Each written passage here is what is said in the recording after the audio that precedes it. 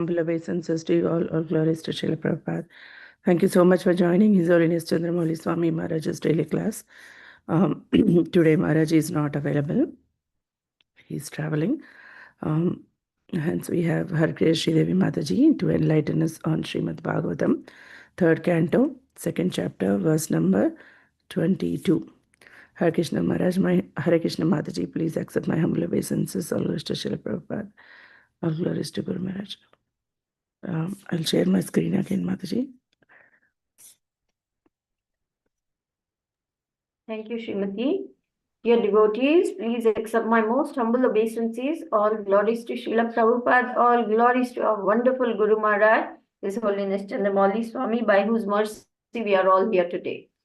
I humbly seek your blessings and your mercy and your good wishes, so that by your prayers I may be given the empowerment to carry out this service which has been given to me today, a very grave service of giving the Srimad Bhagavatam class.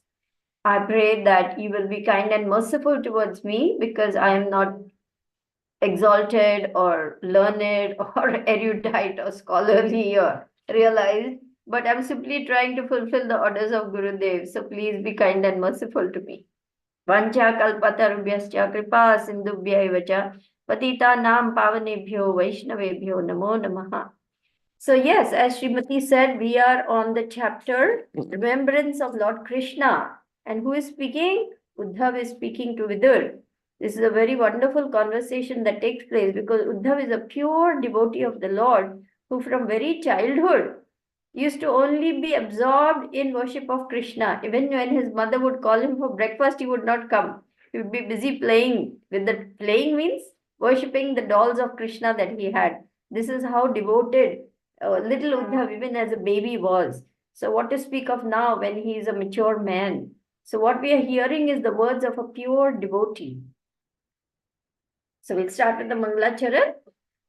Om Namo Bhagavate Vasudevaya, Om Namo Bhagavate Vasudevaya, Om Namo Bhagavate Vasudevaya, Narayanam Namaskritya Naram Chaiva Narottamam Devim Saraswatim Vyasam Tato Jaya Mudirayet Nashtaprayeshva Bhadreshu Nityam Bhagavata Sevaya Bhagavati Uttama Shloke Bhaktir Bhavati Naishtiki.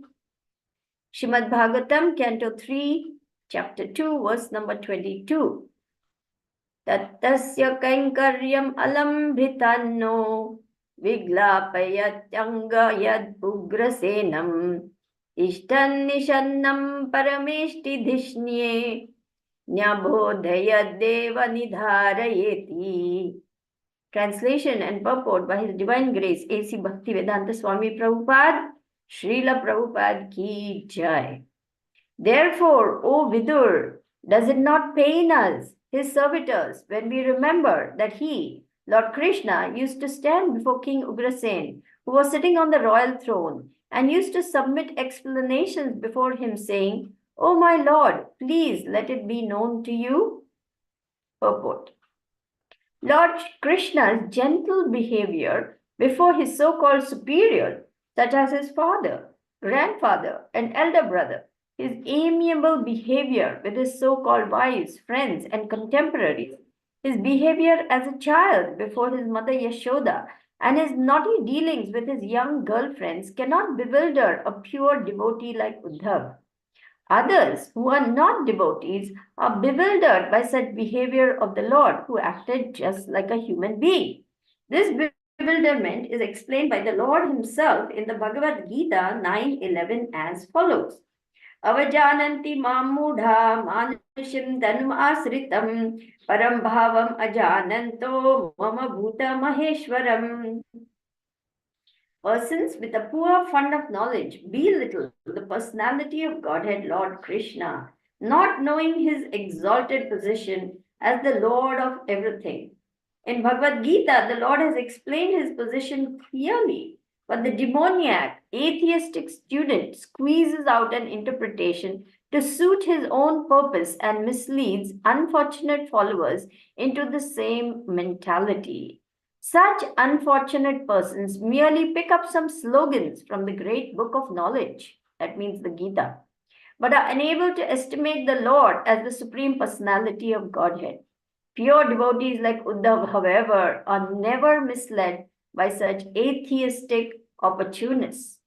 Om Namo Bhagavate Vasudevaya. Om Jnanatimirandasya Jnananjana Shalakaya Chakshurunmilitam Yena Tasmai Shri Guruve Namaha.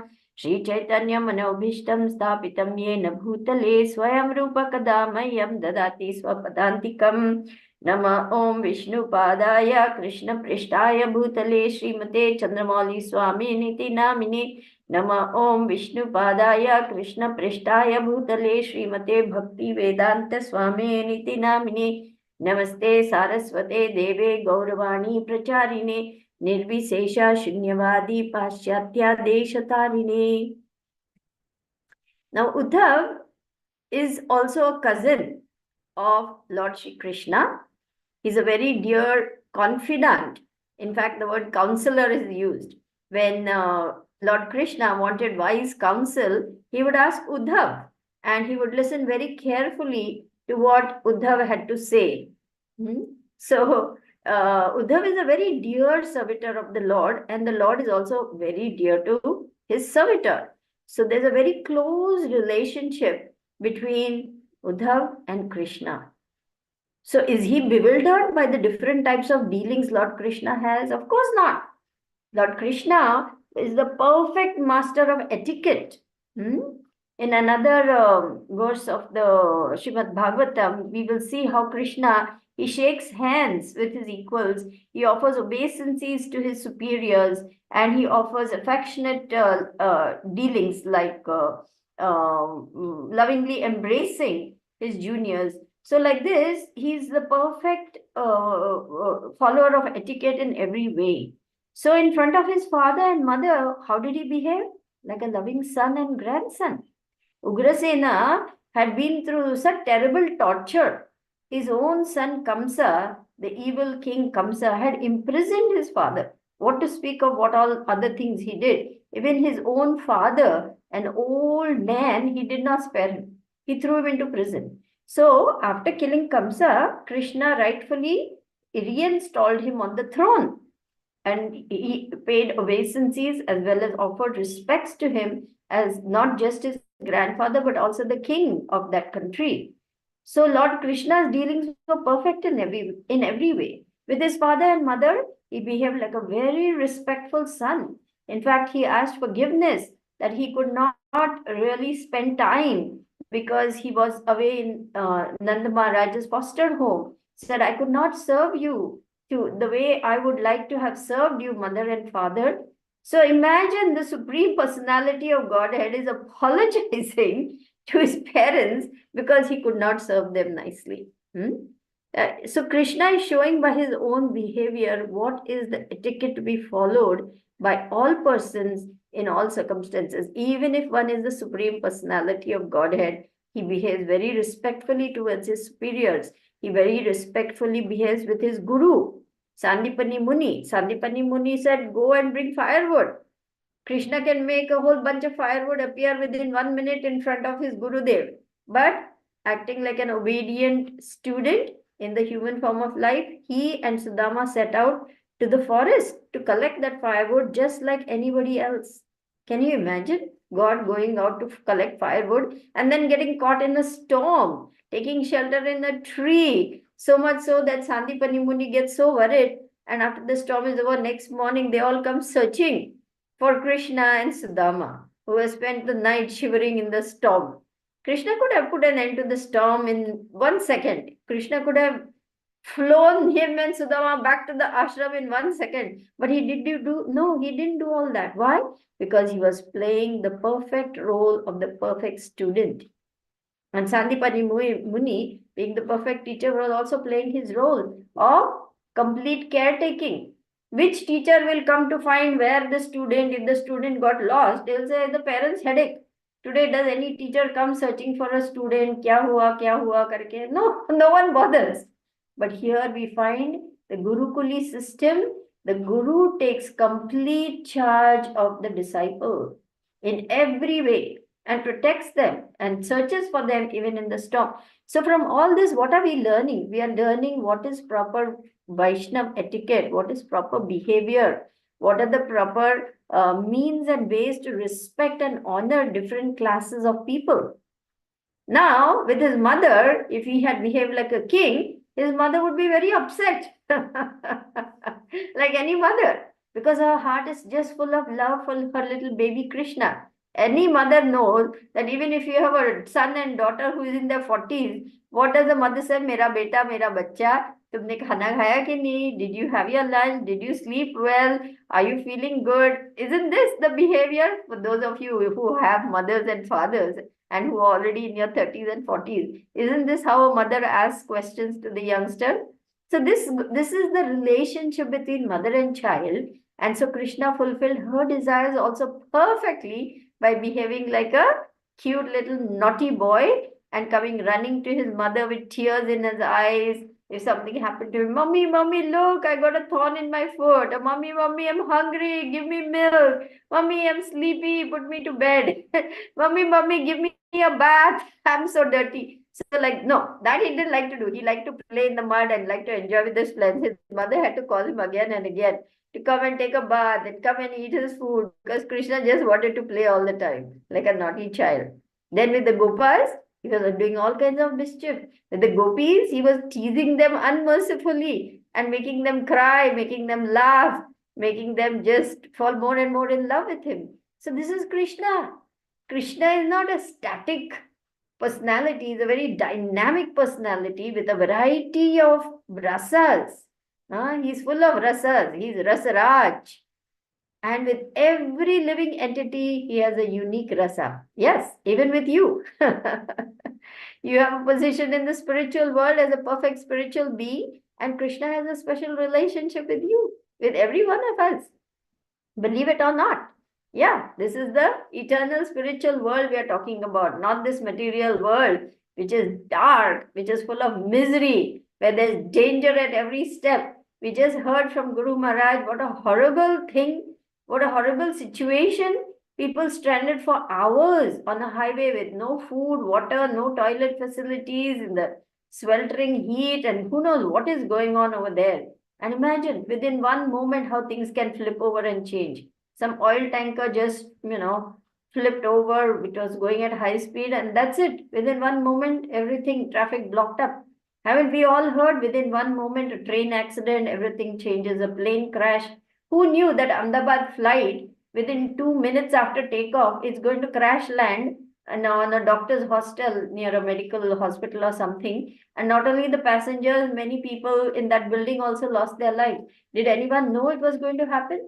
Everyone got onto the plane, everyone strapped on their seatbelt, everyone was half listening, half not listening. That air hostess says her usual stuff, and people are on their phone saying goodbye, I'll see you soon. What do you want me to buy? I'm going to this shopping mall after I get off. And the usual things that we all do.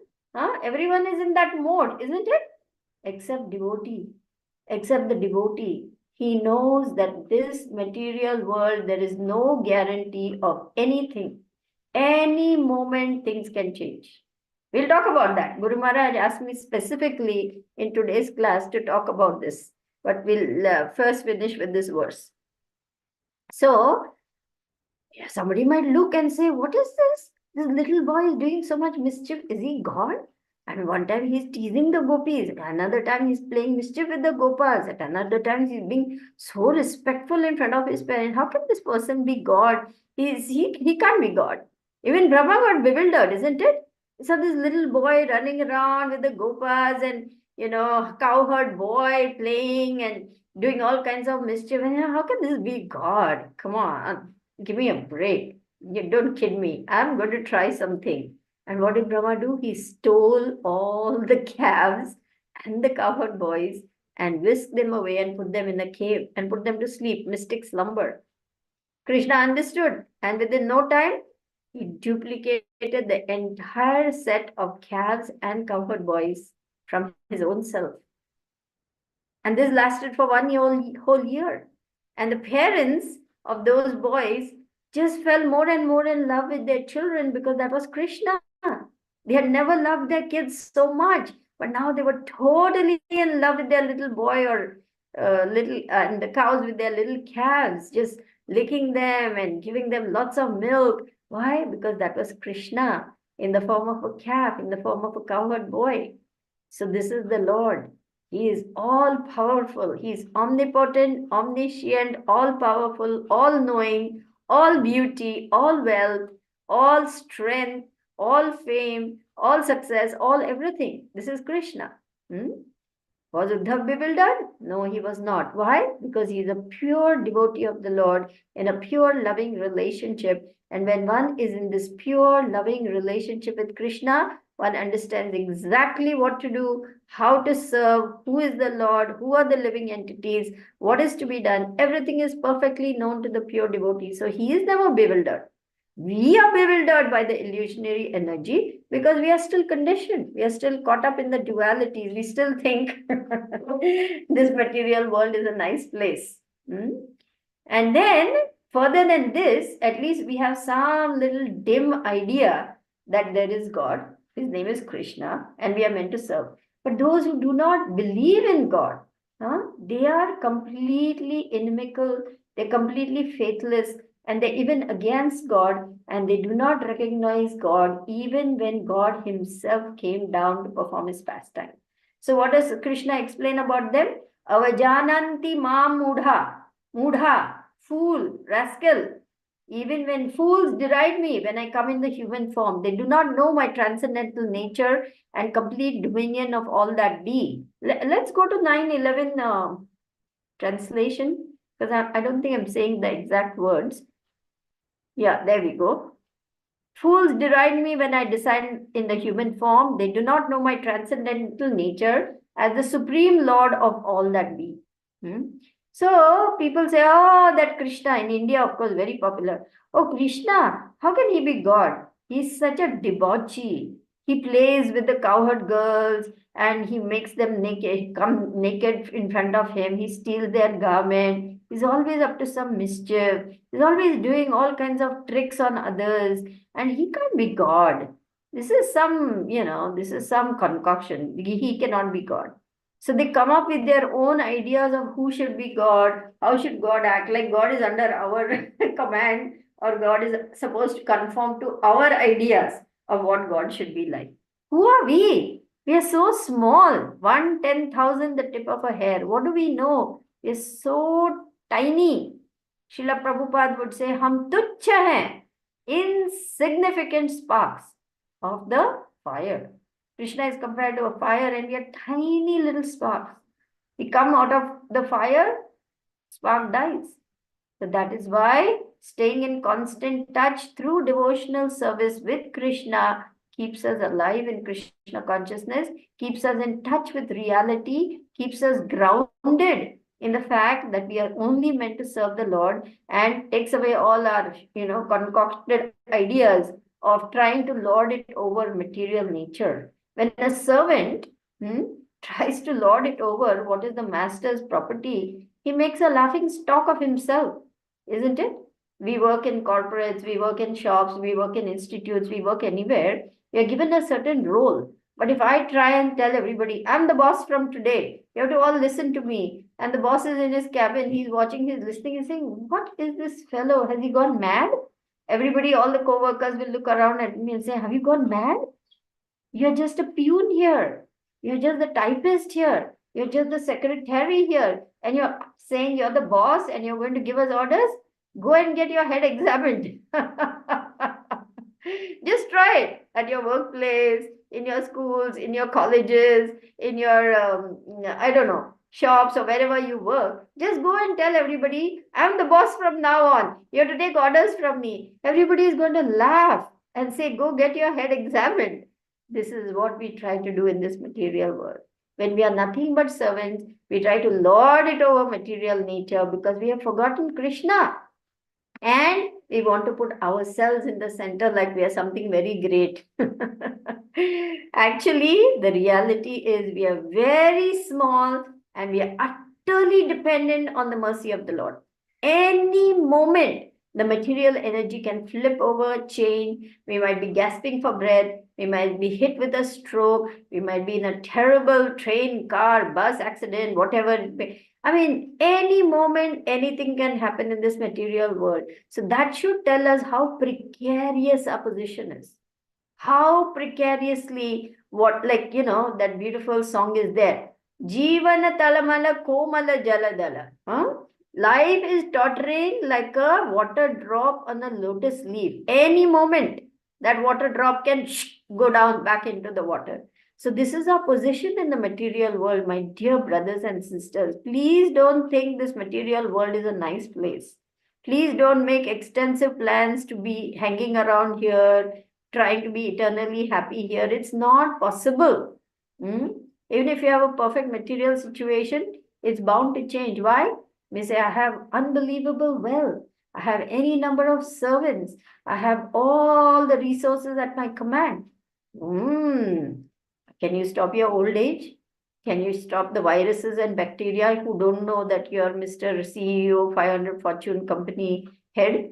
Can you stop them from attacking you? Can you stop your death? No. You're helplessly under the grip of the material laws of nature. And there is no escaping from birth, death, disease, and old age except by taking shelter of the lotus feet of the Lord in devotional service, because then we are coming back to our original position. When we slowly come back to our original position, then there is no more of this three kleshas. Why? Because Maya says, okay, now he's learned his lesson, he's got it. I will leave him alone or leave her alone, because they are now doing what they should always have been doing, which is serving the Lord eternally, fully, completely, to their best capacity. So this is the position we want to strive for, because this is our position. We are not lords of this material energy. We are nothing but servants. Nothing but servants. Okay, let's see. There are many Ishvaras, controllers, and one appears greater than another.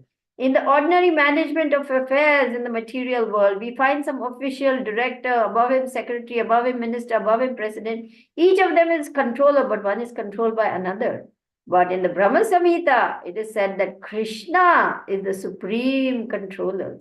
Undoubtedly, there are many controllers both in material and spiritual world, but Krishna is the supreme controller. His body is Satchit Ananda, non-material, completely spiritual. Okay, let's go back to the main verse. So Uddhav knew all this perfectly. He was in perfect knowledge of Krishna as the supreme being. He worshipped him with all his heart. He loved Krishna with all his heart. And so therefore, he is explaining the various facets of his dear Lord's personality to Vidur, who is very eager to know more about the Lord. Now, on the other hand, those who do not know the Lord, those who have vested interest in squeezing out some meaning from the great literature such as Bhagavad Gita, what do? They use the Lord for their own personal gain. They use the words of the Bhagavad Gita to squeeze out some obscure meaning to mislead their followers, because their agenda is personal sense gratification. So they come up with their own concocted ideas of who is God, what is to be done, and what is not to be done. They don't know. They come up with their own plans because personal motivation is the poison. So we are not meant to follow these unfortunate fellows, because they are losing their way in life. What their next destination will be, only Krishna knows. Because those who try to mislead others are more dangerous than those who are ignorant. The ignorant are ignorant. They are not trying to do anything. They are just in ignorance. But these fellows who have half-baked knowledge and who are misleading others, the Lord takes a very stern view of such folks. They are blind, and they're leading other people and falling into the ditch. So we don't want to be prey to such false prophets, to such false so-called spiritual leaders, of which there are thousands. Every day one new fellow crops up saying, I am this guru, I am that guru, I am this Babaji, I am that Swamini, and so on and so on and so on. And after some years, what happens? Scandals, nefarious dealings, criminal proceedings against them, thrown into jail, and all kinds of dirty linen are then washed in public when each person in that coterie of thieves and criminals is now trying to save his own skin by saying, I will reveal, please give me a smaller sentence for revealing what this fellow has done. So a gang of thieves breaks up and each starts telling on the other, and finally they are all in jail. So this is the very unfortunate situation today because there are so many cheaters. They are not real teachers. And all the more reason we need to take the words of Srila Prabhupada so seriously because he is the pure devotee of the Lord. He never came with any agenda other than to establish Krishna as Lord. He never said, I am God, worship me, follow me. Prabhupada's humility is legendary. Once he was asked in a very challenging way, so you are the, what did it say? You are the master of this Krishna consciousness movement? And Prabhupada said, I am no one's master, I am everyone's servant. Classic answer. I am no one's master, I am everyone's servant. Srila Bhakti Siddhanta Saraswati Thakur, he is Simha Guru. He is a ray of Vishnu, come from the Lord's personal entourage. When he was asked, how many disciples you have? He said, I have 4 disciples. My 2 hands and my 2 legs, and they do what I tell them to do. Another time he said, I have no disciples. They are all my masters, and I'm learning something from each one of them. What humility. When his disciples would offer obeisance, he would offer obeisances to them in return. And he would say, Dasosmi, I am your servant. Yes, this is also very nice, Anand Gaurav Prabhu. He said, so you are first class man? Since Prabhupada said with all humility, no, I am 5th class man. 5th class man. See Prabhupada's humility, how humble he is. So these are the real servitors of the Lord, and it behooves us to take full advantage of this knowledge that is being given in order to make our lives successful. There is only one goal in the human form of life, to attain perfect self-realization. There is no other goal. There is no other goal. Why? Because in the human form of life, one can reawaken one's eternal loving relationship with Krishna, which is not available in the other forms of life. The cat, the dog, the mouse, the rat, the caterpillar, the frog, the snake, the tree, the bird, the alligator, the crocodile, the elephant, you name it. Can they revive their relationship with Krishna? Very rare. Sometimes it can happen if he had a human birth like Jad Bharat. He was King Bharat, then he took body of a deer. So in such cases, very rare cases where the Lord grants them remembrance of their previous life as a devotee, it can happen. Same with Gajendra. He remembered his past life and offered wonderful prayers to the Lord when he was in deep trouble. But these are very rare instances which are mentioned in the scriptures. By and large, animals operate only on 4 levels. What is that? Eating, sleeping, mating, and defense. Was only these 4. But it's in the human form of life, man has been given higher intelligence to think, why am I suffering? Why do I have to die? Why am I constantly frustrated and unhappy here? Where is that place where there is perfect peace, perfect joy, perfect love, perfect everything? These are the questions a man is supposed to ask.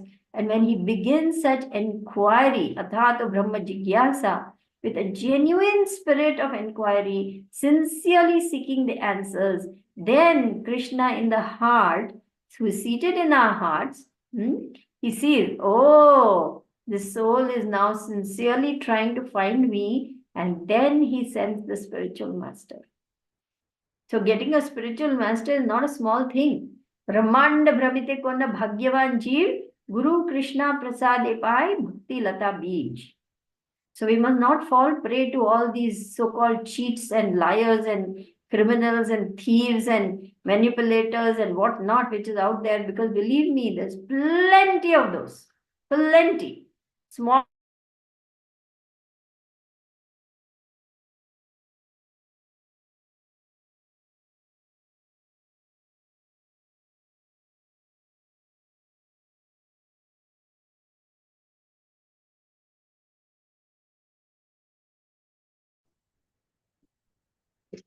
Hare Krishna.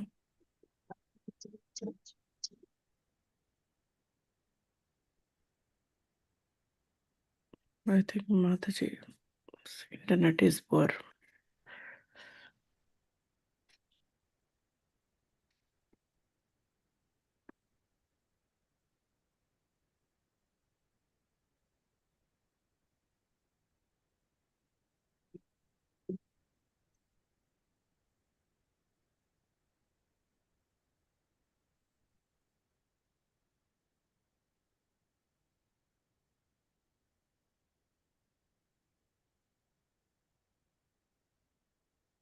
Hare Krishna, Hare Krishna, Krishna Krishna, Hare Hare, Ram Hare Hare, Krishna Krishna, Hare Ram,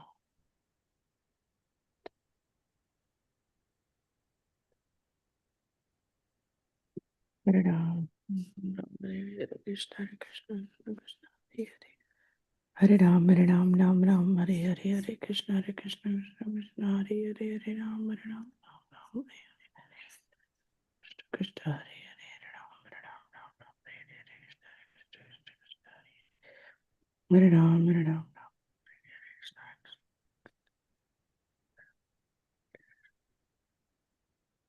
Hare Ram, Hare Ram, Ram Ram,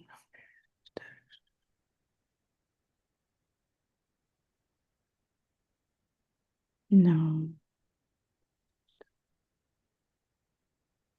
Hare Ram, Hare Ram,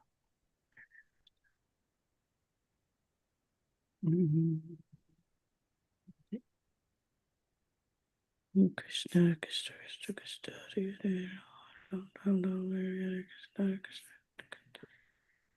Ram Ram, Ram Hare Hare, Krishna, Hare Ram, Hare Ram, Ram Hare Ram, Ram Hare Krishna,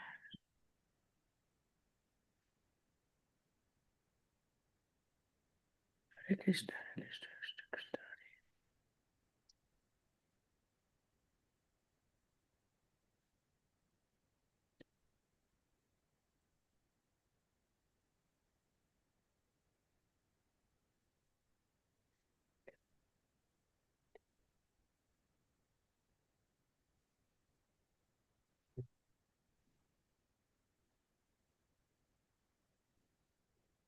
Hare Krishna, Hare Krishna, Krishna Krishna, Hare Hare, Ram Ram, Hare Hare, Krishna.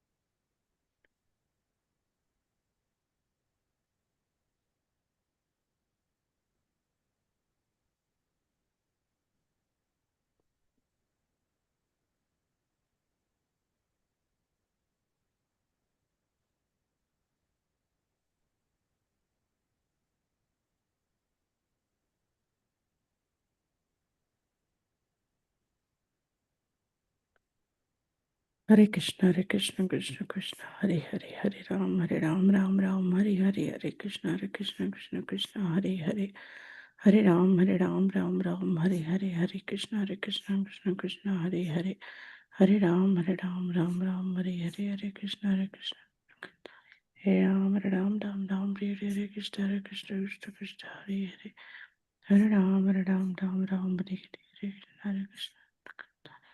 Ram Hare Ram Ram Ram Hare Hare Krishna Hare Krishna Krishna Krishna Hare Hare Ram Hare Ram Ram Ram Hare Hare Krishna Hare Krishna Ram Hare Ram Ram Ram Hare Hare Krishna Hare Krishna Krishna Krishna Hare Hare Ram Hare Ram Ram Ram Hare Hare Krishna Hare Krishna Ram Ram Ram Ram Hare Hare Krishna Hare Ram Hare Ram Ram Ram Hare Hare Krishna Krishna Hare Ram Hare Ram Ram Ram Hare Hare Krishna Hare Krishna Krishna Krishna Hare Hare Ram Hare Ram Hare Krishna, Hare Krishna, Krishna Krishna, Hare Hare, Ram Ram, Ram Ram, Hare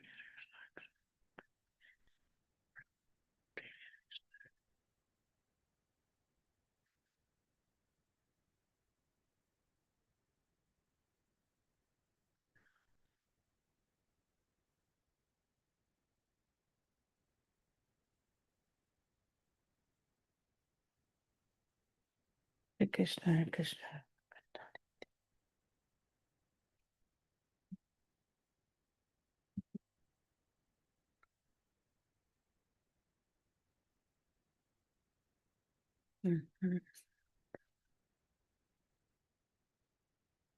Hare Krishna, Hare Krishna, Krishna Krishna, Hare Hare.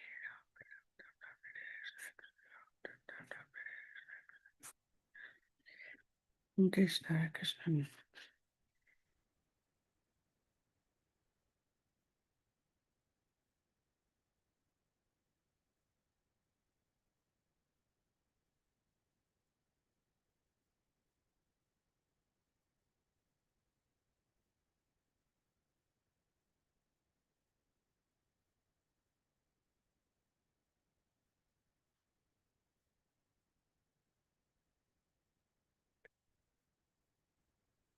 Hare Krishna, Mataji.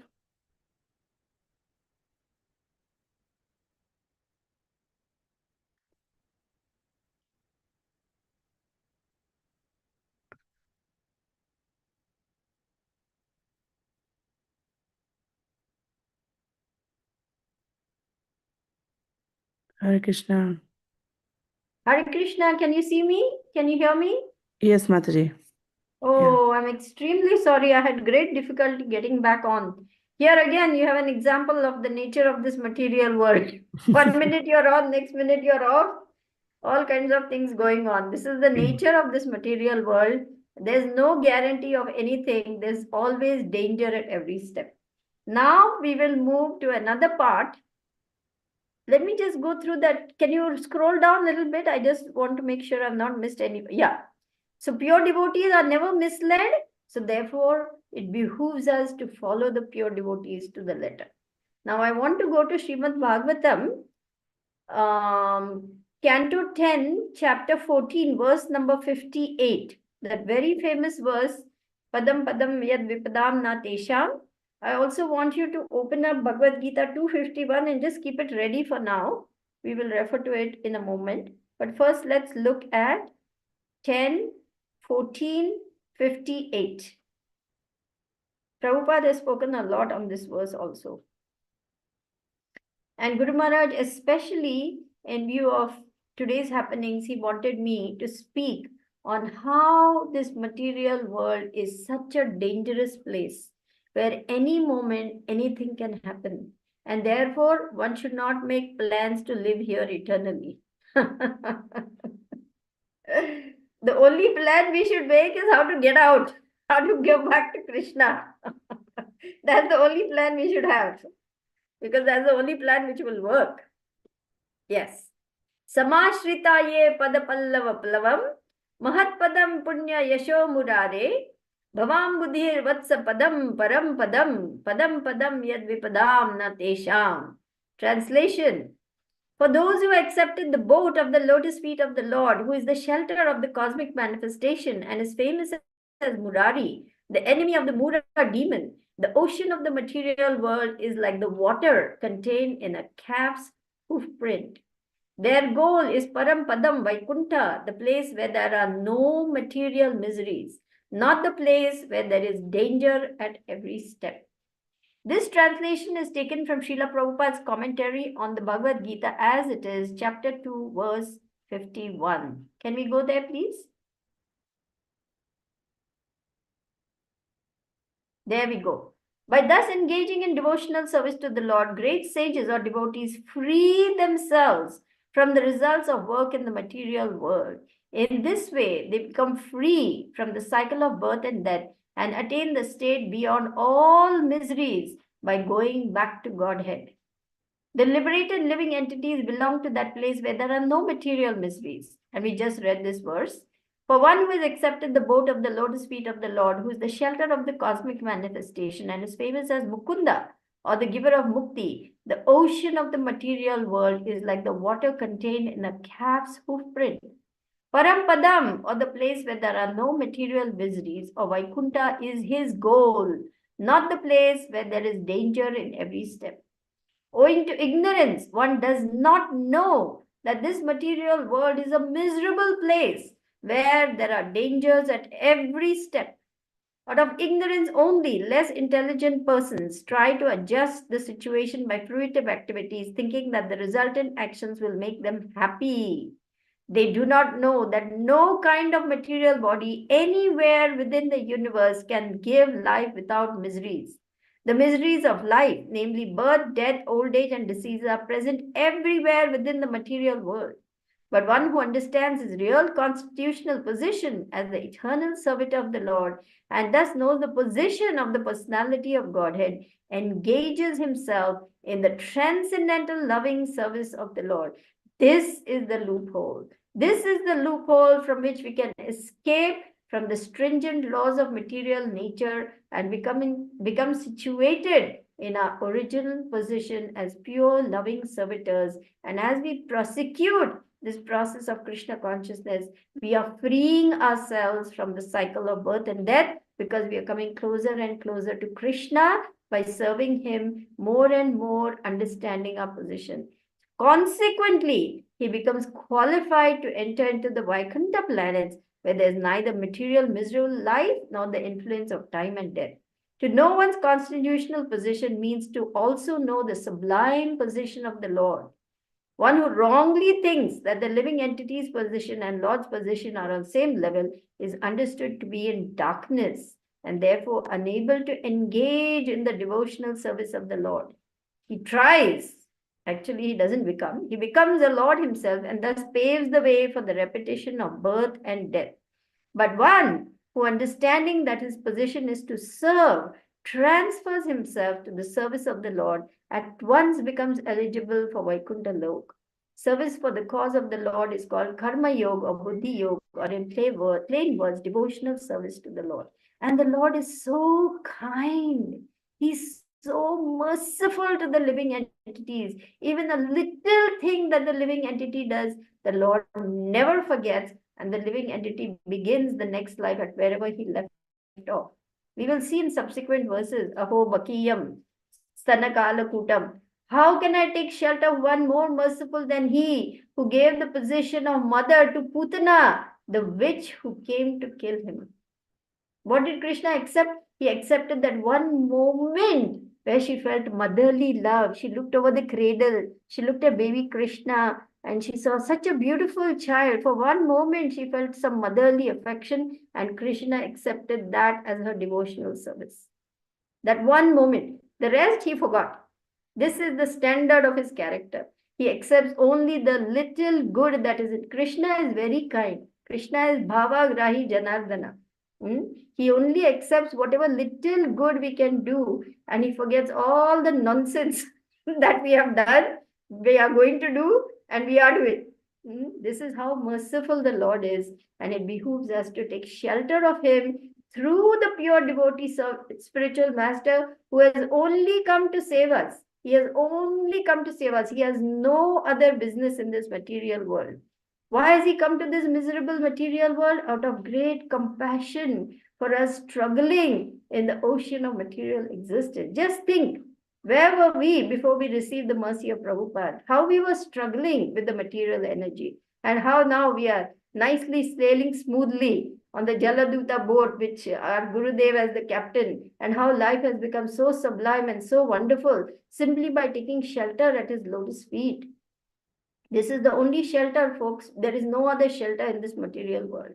So, carefully following the instructions of Guru Maharaj to get out of the entanglement of material energy, to get back nicely situated in our original constitutional position is the goal of life. There is no other goal. Thank you very much. Hare Krishna. So we will open up now for questions, comments, realizations, sharing, criticisms, whatever you like. Hare Krishna Mataji, thank you so much for explaining such a detailed way the verses, and also referring to this material world, and how we have to be careful not to fall into this trap of being a lord of the material world. Thank you so much, Mataji. Dear devotees, any questions or comments or realizations, you can please go ahead now. Please turn on your cameras if possible, wherever you are. Thank you. So,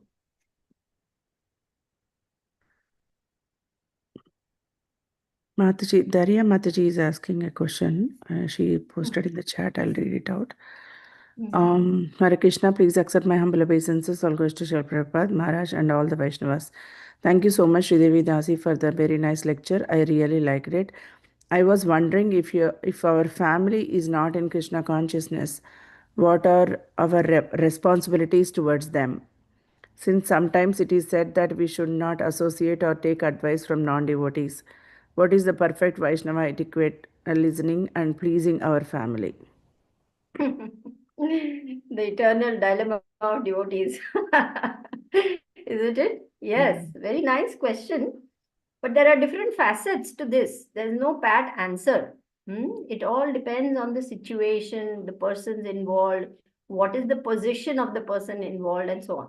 Supposing you are a man and you have wife and children who are dependent on you, but they are non-devotees. Can you abandon them? No, certainly not.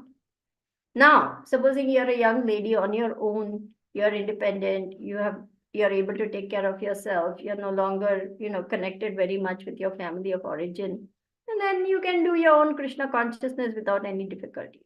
Supposing you're a dependent person, dependent on your parents, dependent on your family members, then obviously you cannot afford to annoy them, displease them, offend them, and so on. So very carefully, the situation has to be handled, and the Guru Maharaj is there to guide you. There are all kinds of permutations and combinations. Girl with her in-laws who are non-devotees, husband who is non-devotee, or husband whose wife is non-devotee, or in-laws non-devotee. All kinds of permutations and combinations are there. And this requires very careful guidance, very proper, wise advice from one's mentors, from one's spiritual master, in order to handle the situation and make nice progress in bhakti. So I am not in a position to give you, one t-shirt size fits all type of answer. It all depends, Daria. You will have to discuss this in depth with your mentors, with Guru Maharaj, in order to, because they will have to have the complete picture, you see, before we can say anything. Is that all right? Thank you. Thank you, Mataji. Thank you. Any questions or comments, devotees?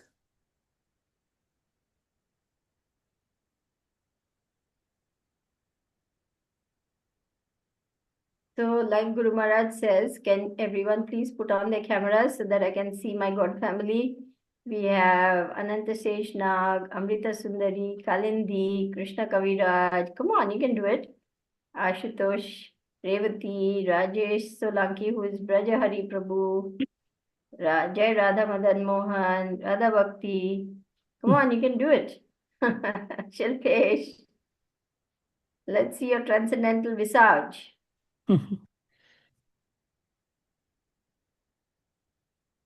Yeah. Thank you.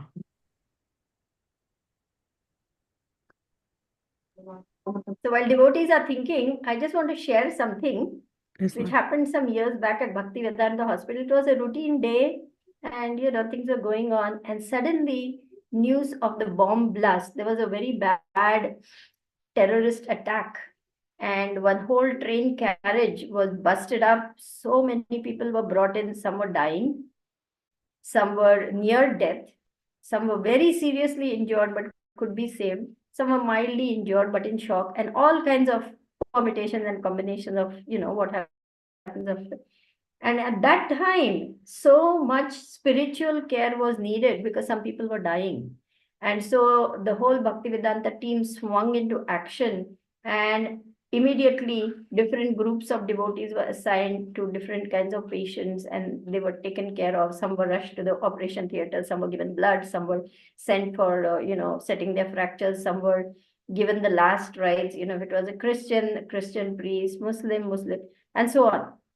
When these people started out that morning, it was a routine work day for them. They didn't know there was going to be a bomb blast. They didn't know that they might not live to see that day. But this is the truth, my dear folks. We do not know what the next moment will bring.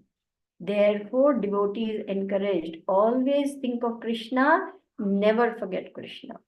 Always remember Krishna, never forget Krishna. Why? Because the moment of death can come anytime to anyone. There are no guarantees in this material world. Of course, we pray that all of you have a very long life and you prosecute your Krishna consciousness very nicely, become successful, and go back home, back to Godhead. We don't want anyone to leave soon. But I'm just saying that there is no guarantee. So take your Krishna consciousness very seriously because we do not know.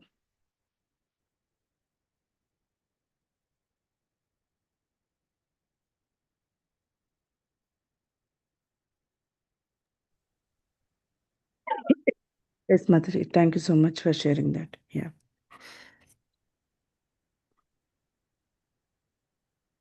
Yes. Samyadatri Mataji, my humble obeisances to you. Jai Srila Prabhupada, Jai Gurudev. My Yes. humble obeisance to you the same. Thank you for your lecture. And now I will share. Yesterday evening was earthquake. Earthquake. I was sitting here and my table go here and now.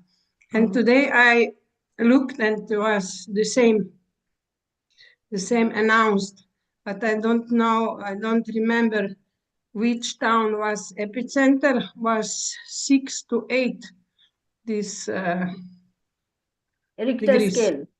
Yeah. So I'm sitting and table moved, and I said, Krishna, what will happen? But was then peace, and then I see that was here no epicenter. Epicenter was around. I don't know the time, the town. So yeah, like you said, from moment to moment, we don't know what can happen. Yeah, and I remember, like Guru Maharaj spoke when he was in Croatia. It was earthquake.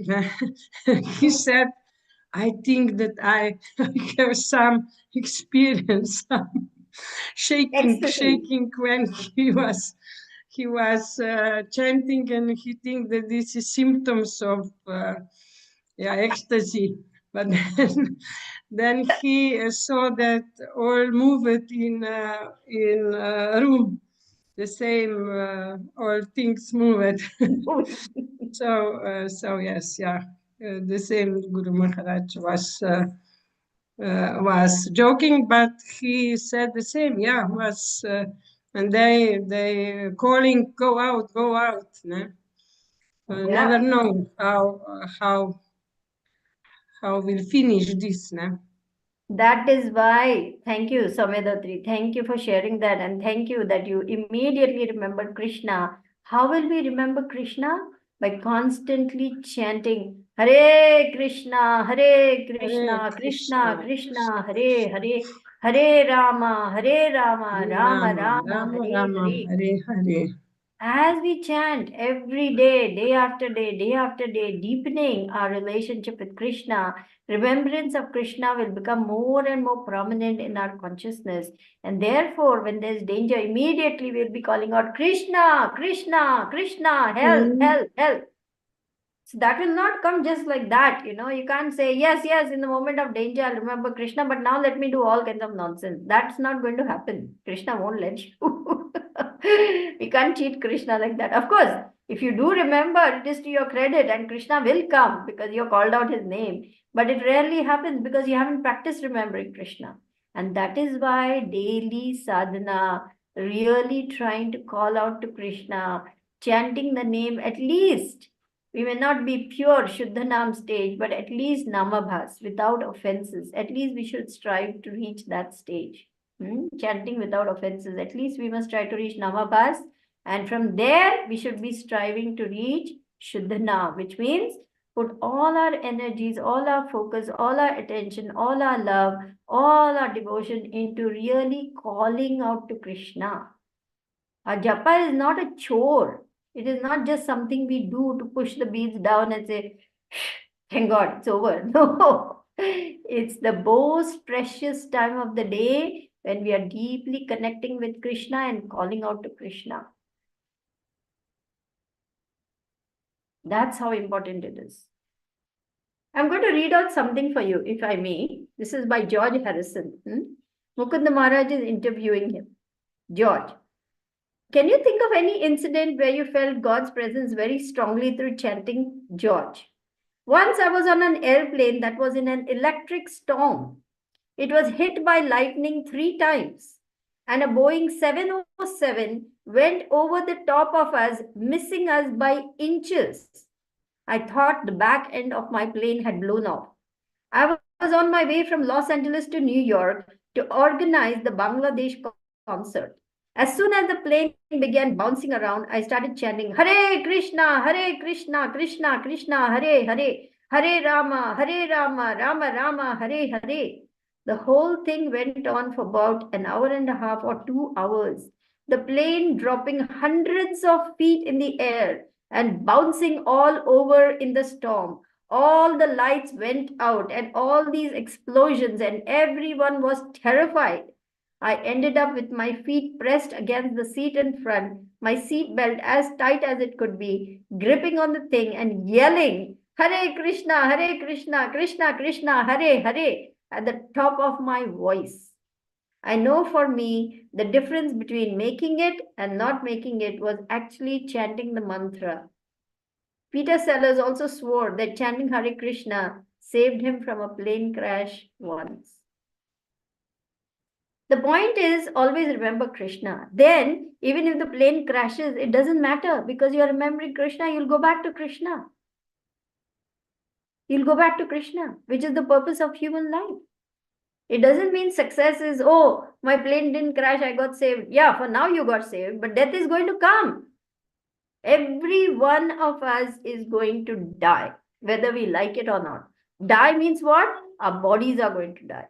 When Prabhupada became very emaciated when performing his winding up pastime, devotees were shocked.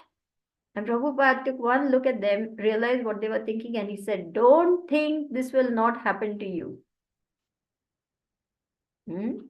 So, devotee must always be in that state of preparedness.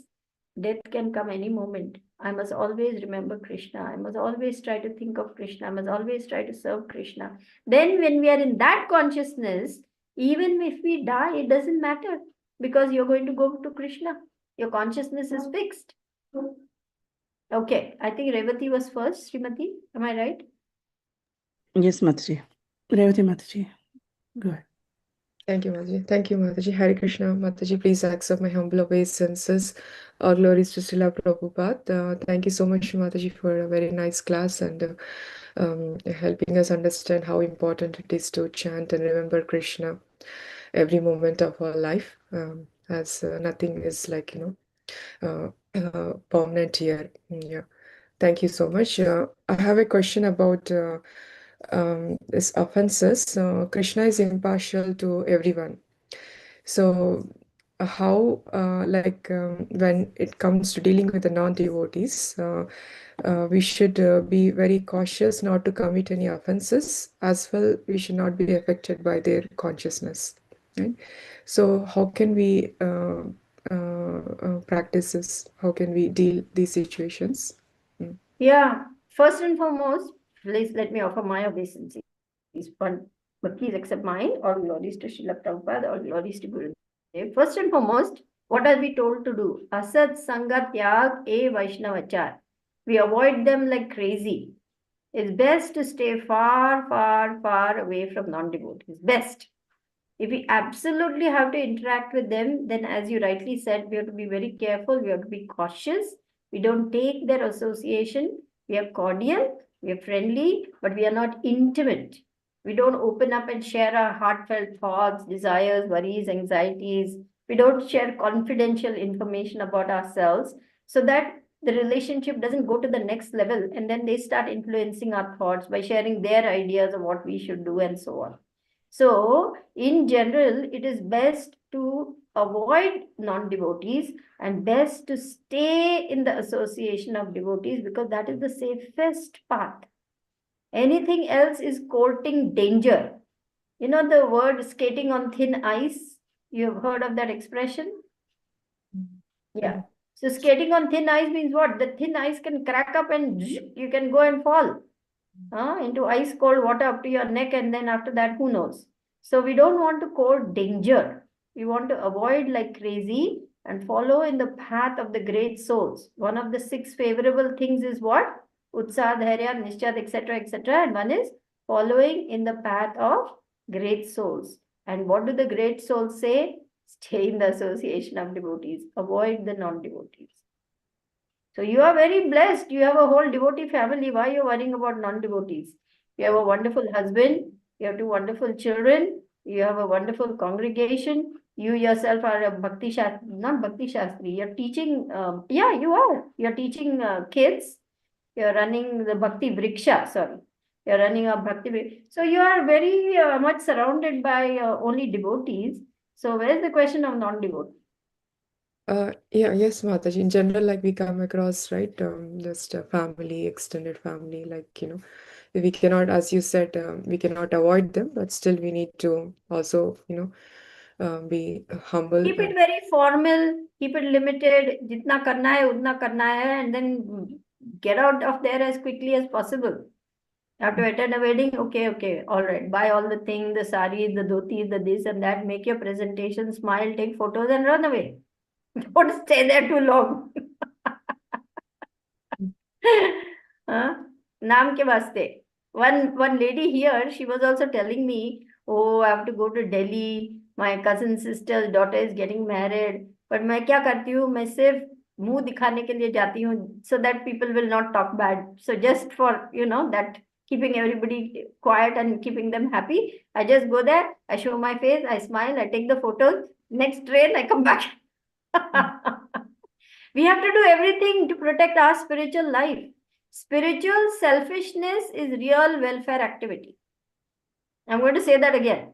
Spiritual selfishness is the real welfare activity. That means protect your bhakti lata beej at all costs. Protect your spiritual life at all costs, because this is the only thing of permanence that you actually have.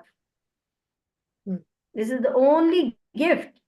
Bhakti Lata Beej has come to you after millions of lifetimes. And you have had millions of relatives who have come and gone in your millions of... Now in this life, you have this particular set of relatives. Where were your relatives from previous life? Where are they now? Can you take care of them? Can you call them up and talk to them and say, hey, this is Revati, I'm remembering you? What about the previous lifetime? Where's your mother and father and uncle and brothers and sisters and husbands and wives? Where are they? So this temporary set of relatives will be gone in no time.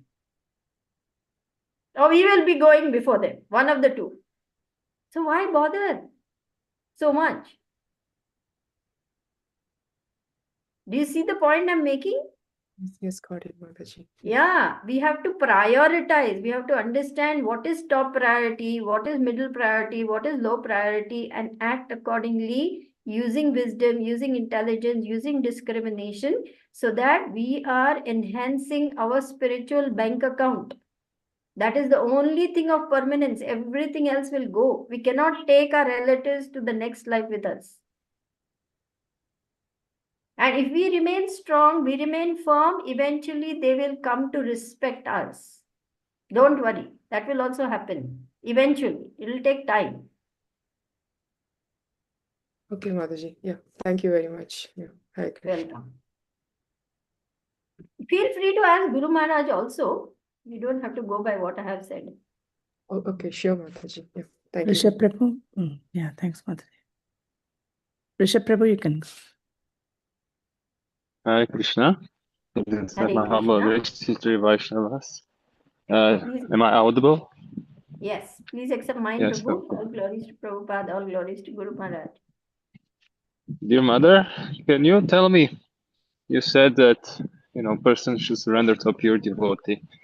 So for a beginner, some Bhakta Joe, he's like, he gets into with association with devotees, and now for the next step he has to take the spiritual master, or he has to choose. So how can Bhakta Joe, with just still struggling to chant his rounds and even have like be regulated and not do any sinful things too often?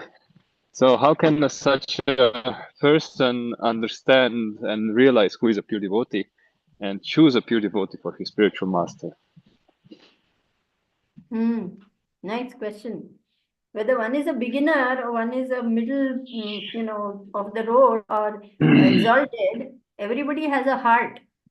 Everybody knows in their heart what they're feeling. Everybody knows how somebody else touched their lives, or what inspires them, or what deeply inspires them in bhakti. So the pure devotee's characteristics are so remarkable that one cannot help but be influenced by that personality to remember Krishna. That is the hallmark of a pure devotee. So we may not have much intelligence, but our heart can immediately be touched by such a great personality.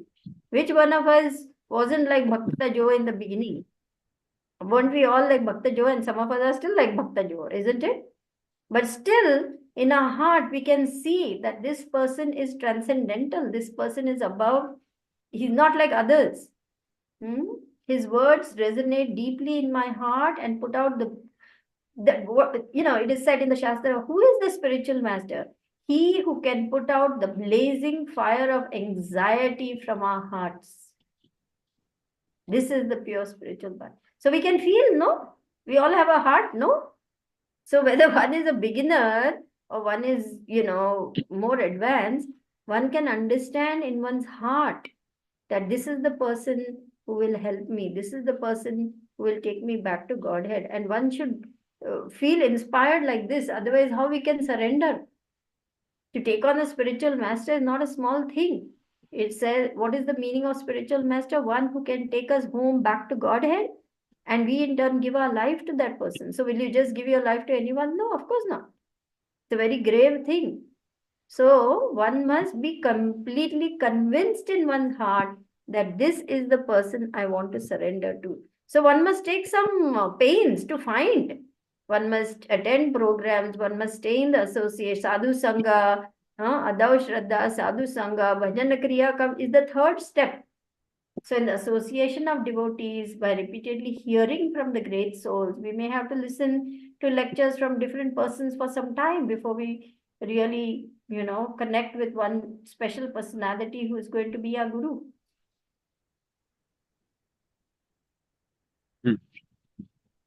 I heard, I think I just, when you were speaking, I remember one that who is like a Shiksha guru, or maybe a guru, Diksha guru, said one when he's speaking, and you're listening to him speaking, everything becomes clear to you. That you don't have any more doubts or questions. Actually, he reveals all the doubts.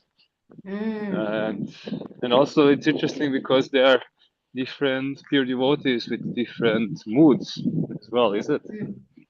So how does that also, how does... Yeah, we have to find the one who this go? resonates, whom we can resonate with and whom we can match with, because you are right, every spiritual master has a different mood, and sometimes we may think this so and so is my spiritual master, but it has happened even in our ISKCON society that after a few years the person says, no, I'm not your spiritual master, so and so is your spiritual master, go to him, because he is in touch with Krishna and Krishna tells him everything. So we don't have to worry so much. If we are choosing someone and that person is not a guru, he will guide us to the person who is our real guru. That will also happen. All that is required is sincerity and seriousness. If we are sincere, if we are serious, Krishna in our heart is there to see that, and he will guide us to our guru. We have to have complete faith. Have no doubts about this, that Krishna is your ever well-wisher, and he only wants the best for you, and he will send you himself in the form of the merciful spiritual master. Mhm. Is that all right? Yeah, Jai it's like Radha. it's a Guru Tattva. It's very complicated subject matter, and one of the one of the reasons It's not why I asked it, complicated. It's because a deep subject matter. It cannot be it's a deep. understood easily. Prabhupada said you have to have a cool head. You have to have very cool brains. How we can have cool brain when we are in such fever of material ecstasies? Yeah. So we have to first reduce the fever. To understand spiritual topics is not easy. One must have a very cool brain. And that cool brain comes by Hare Krishna, Krishna Krishna, Hare Hare, Hare Rama, Rama Rama, Hare Hare. The more we chant, the more we go deeper into our chanting, the more the fever of material life will reduce, and we will get that cool brain. It's because it's as you said, you kind of nicely yeah, show by your example, what does it mean to fully surrender to instruction of a guru. So so that's why I'm just thinking, like, is there any way that we can help a new devotees to choose the guru, in the sense that they do it not out of some mental mine has like this raga dvesha, like attraction and then aversion, so that doesn't be based on the Yeah. mind. Yeah, you don't want to force them. You don't want to make them feel, oh, I took on this Guru Vrishabh Prabhu because you told me, but now I'm having doubts. I think I made a mistake. No, it should not be like that. They must be convinced about what they are doing. They must be fully convinced that this is the person I want to surrender to. So we can simply be an instrument. And by the way, I'm not so surrendered as you think, by the way. So I'm no example or anything. I'm still struggling with so many things Guru Maharaj has told me, but I'm still not doing them. So don't go by my example. You better go by some better people's examples, honestly speaking. So again, to come back to the question, which is moot, no one should feel forced to take on this guru or that guru. No one. It has to come from the heart. Thank you very much for this Thank discussion. you. Thank you. Very good. Hare Krishna Mataji, I just have a follow-up on this. Like, suppose if some devotees are not able to decide and they are still struggling to, they have some blockages or some reasons to not accept a guru or take up a spiritual master. So at that time, can we give some little push to them, like find out or encourage them to come into a guru's shelter so that their bhakti will progress? Of course, it is our duty to help those who are struggling, because remember, the material energy is not so easy to overcome. It takes 300 gallons of blood to pull a person out of Maya. It is not so easy. So definitely, if people are waffling, their minds are all over the place, they don't know what to do. I don't know what to do. I don't know what to do. They'll come and tell you 100 times, I don't know what I want to, but I can't. I want to, but I can't. I want to, but I can't, and so on and so on and so on. So definitely, as spiritual mentors, as their well-wishers, we have to encourage them to become stable in their spiritual life and to take shelter of a guru. We can ask them to listen to 4 or 5 different gurus and see whom they really like, and establish first a relationship of trust so they can open up and share what are their doubts, what are the blockages, what are their concerns, and then slowly convince them that no, it is time for you to take a guru. You must choose someone whom you can resonate with, whom you can listen to, whom you can follow. Take initiation, because time is going. Don't lose time. Don't wait too long. So yes, our role as mentors is there in such a situation, and we can guide them to finding their guru. Mataji. Thank you, Mataji. Jai Radha Prabhuji. Hare Krishna, Mataji, Dhanot Pranam, please accept my humble obeisances. I'm so sorry, first of all, I couldn't open my camera due to, since I was driving from office to home. I could And see that. Please accept yeah, my obeisances. All glories to Prabhupada, no, all glories to Gurudev. God I'm just bless happy to you. have you on the call. Thank you so much, Mataji. Thank you so much. Actually, Mataji, I had two questions to ask. One is like I have heard many times that we should try to focus on one thing at a time, like to gather perfection, to make a task more easier or more better. We should focus on one thing at a time. So sometimes I get confused then when Krishna says to Arjuna that you do your work and think of me, do your work and think of me. So how we can practically apply this? First question is this one, and second question is what is the real meaning of a Guru Tattva? Please help me, Mataji. Okay. When you're in love with someone, you're thinking all the time, you're brushing your teeth and thinking of her smile. You're driving your scooter and thinking, now I will meet her. You're typing up your whatever it is on the computer and you're thinking, I'll send this emoji. Kesa, how you're doing? You're doing your work and you're thinking of her, isn't it? Yes or Yes. no? Don't tell me you Yeah. cannot. So same way that we must fall in love with Krishna. The natural attraction between boy and girl is nothing but love of God turned inside out. So turning that lust back into love, it is nothing but love of God. It is just perverted reflection in this material world. So when we turn our attraction back towards Krishna, you think Krishna will not help us to do all the tasks? We will be able to do them even better than before. Yes. And you will become a shining example of an expert in everything you do because you will be remembering Krishna and Krishna will help you. Definitely. Is that okay? So I'll try to make it more practical and applicable for my rest of the task I'll do.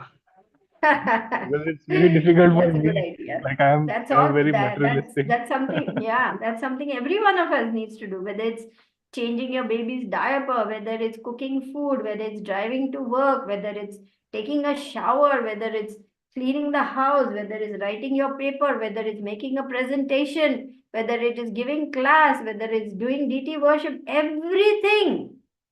Even in the smallest, most menial, most humble task, we do it with one desire. How can I please you, Krishna? It can be as simple as sweeping the kitchen floor.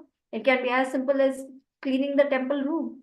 Anything we can do with that mood of pleasing Krishna to the best of our ability, and Krishna becomes pleased with even a sweeper who is a sincere sweeper. This is mentioned in Bhagavad Gita.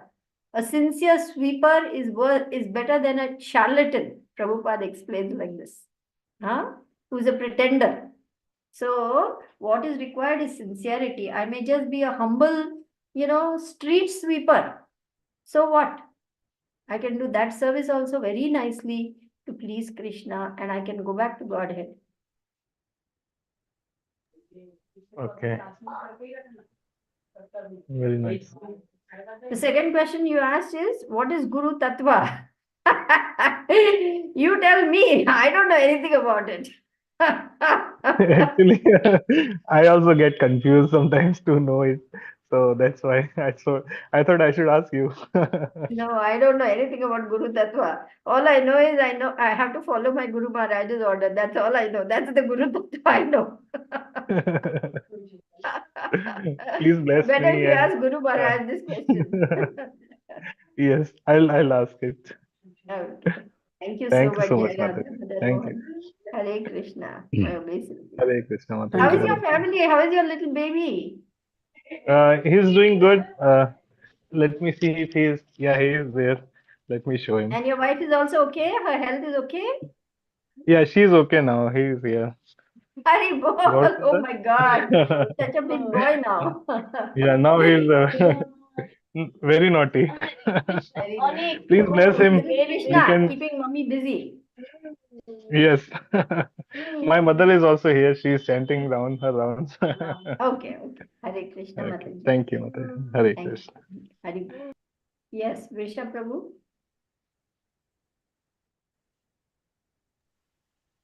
Hare Krishna. One follow-up question, because when you say when we're speaking about always speaking of Krishna, it seems that that is already outside the rules of devotional service practice and the rules and regulation. It seems like it's already speaking about the spontaneous devotional service aspect. I'm sorry, I'm not able to hear the words so clearly. I can hear some sound, but can you speak a Sure. little slowly and clearly? Is it better now? Yes. So I'm just saying that whenever it's speaking, even in Gita, when I'm reading, and it's speaking about always think of me, and actually this aspect of always absorbing in a loving way our minds to Krishna, actually it sounds like an aspect of spontaneous devotional service, not of a regulated devotional service. So it seems like we are already speaking about the realm of spontaneous. Not necessarily. Wow. These are the ways in which we can begin our. When Krishna says, always think of me, become my devotee, offer your homage to me, and worship me, he is teaching us the process of bhakti. We are all beginners. We are all offering our obeisances to Krishna. We are worshipping Krishna in the deity form. We are offering our homages to him. And therefore, we are trying. We are not always remembering, but we are trying to always remember him. And that's a process. So why do you say it is spontaneous and not regulated? This is Vaidhi Bhakti. This is how we begin and we continue. Because my understanding of spontaneous devotional service is engaging the mind. So it's actually externally you practice the same activities of regulated devotional service, but internally you are actually cultivating this devotion to Krishna. So that's why the spontaneity comes when this jaundice starts to retract. Then the spontaneous thinking of Krishna starts to manifest, and this is actually where we don't struggle to think of Krishna. It actually comes automatically, and even we cannot stop it anymore. So that's why it's. I mean, it sounds like when we're speaking about meditation. Meditation means engaging the mind, and the mind means actually this is where the spontaneous Why you devotional think on service Vaidhi actually Bhakti we are exists. not using the mind? Of course we are using the mind. It is not just you are I don't using your know. body and your mind is thinking of 100 other things. Huh. We are I using don't our know. mind, and that is how we are engaging it in devotional service. That is how we are engaging the body, the senses, the intelligence, our money, our energies, our talents, our skills. We are making a beginning by utilizing all these things in Krishna Bhakti. So, whether one is a neophyte, whether one is a Madhyamadhikari, one is Uttamadhikari, all these things are common to all the stages of Bhakti. It is not like I reach spontaneous platform and then only I'm going to use my mind. Of course not. You're using your mind even in the beginning stages. Hmm. But because you said like you're giving an example of falling in love with someone, that already means that this spontaneity already exists. But regulation means that even your mind doesn't want to do it, you are doing it anyway, and you are regulating Yes, your mind to do it because the mind doesn't have the spontaneous attraction. So that's why correct. I It's like say going that. to school. It's like going to school. In the beginning, Yeah. no child wants to go to school. No child wants to Yes. read ABC. No child wants to do anything. But slowly, slowly, as it becomes a discipline, and automatically there's a love of learning. Automatically, the child says, "Today I want to go to library. I want to pick up this book. I want to read more about this subject matter." And then what was regulated becomes spontaneous. So Yes. why we need Exactly. this Exactly. regulation? Because we are not on that platform. So we Yes. need the Yes. regulation to reach that point where now devotional service becomes part of us. It is not like, oh, I'm forced to do it. I want to do it. I love to do it. I cannot stop myself from doing it. That's the point of spontaneous devotional service, and that will come. That will come slowly as we keep practicing. Because the more I'm researching it, the more actually I feel that's very important to kind of emphasize to devotees, because usually we say say, now you have to force yourself, and then we're speaking about some ultimate goal, but we don't explain the middle part. So because in the regard of the Prabhu's question, I'm doing my work, and now how to always think of Krishna, we should always think of Krishna. Of course, first level, as you said, is regulating yourself. Okay, you have to force your mind to think of Krishna. You have to find the ways to, always think of Krishna and connect this what you're doing, that is for service of Krishna. And also, if we are giving an example of spontaneity, then actually to explain that this spontaneity will come with it, because it's kind of I'm just missing this information usually when we are answering questions. Of kind of makes it much more clear, at least for me. That's why. Well, But anyway, yeah. yeah, I mean, I can only speak to the level of my realization, which is what I have presented to you. I think you will be satisfied only when you speak to Guru Maharaj. Yes. Anyway, because it seems like even Prabhupada, if you see how actually he answers some questions, sometimes he answers the question directly what you can do in this level, and sometimes it actually it's a regression by saying the ideal, which you cannot apply now, of course, because you're not on that level. But giving an ideal, just to humble you or just prove you that you have no idea what you're speaking of. Devotional service really, really practical on my level of practice. What's the next step? What is ideal? What is something that I should try to do? And what is something that I should strive for to do? So that's why. But thank you very much. I'm just using this example and this opportunity just to discuss openly, because I never discussed with anyone about this. But I think it's kind of, I just want to take this out just to see, what kind of your reflections are as well on this. So thank you very much for this. Thank you. So I think we have reached 7 o'clock. So I think everyone would like to go, especially the hosts and others who have to begin their day. For us, it's ending, but for them, it's beginning. So we will take a call and end the class here. Srimati, is that Mataji. all right? Thank you so much, dear devotees, for participating, and thank you so much, Mataji, for answering all the questions and such an enlightening class today. Thank you so much, dear devotees. We'll see you all again tomorrow with the Harrisburg's class, which will be Chaitanya Charitamrita, Adi Leela. I'll just tell the verse. Thank you very much for today. Hare Krishna. Thank you. Hare Krishna. So the verse numbers are 6 chapters 77 to 79, and it will be the same time. But I don't know, with the current situation of Guru Maharaj's travel, I don't know whether Maharaj will be available to give class or not. But I'll update soon on the WhatsApp group. Thank you so much. So it is Adi Leela 6, 77, 79. Yeah, 77 to 79. Okay. Thank you so much, Srimati. Thank you, Thank you, Mataji. devotees. Thank you so much. Vancha kalpatarubhyascha kripa sindhu Please bhavacha. forgive me if I have Patitanam disappointed you pavanebhyo or irritated you with Thank my you so much, answers which were not Mataji. satisfactory. Please feel Mataji. free to ask Gurudev so that your heart should be happy and satisfied. You should feel, yes, now I have understood. All our doubts should be cleared. So please feel free to check in with Gurudev tomorrow. Thank you so much. Thank you so much, Mataji. Mataji. Thank you so Thank you, much, everyone. Mataji. Hare Hare Krishna.